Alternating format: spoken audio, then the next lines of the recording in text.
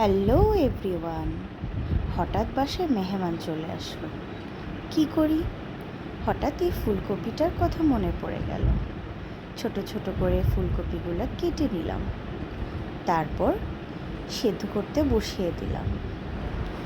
এরপর ময়দা, একটু লবণ, একটু নেড়ে চেড়ে সাথে বেকিং পাউডার দিয়ে দিলাম।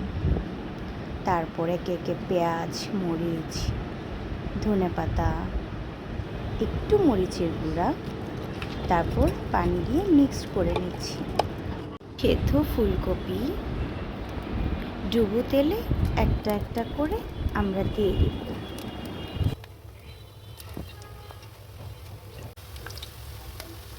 সব কটা দেওয়ার পরে ভাজা হয়ে যাচ্ছে। আপনারাও চাইলে ফুলকপির পাকোড়াটা বানিয়ে ফেলতে পারেন। সবাইকে ধন্যবাদ।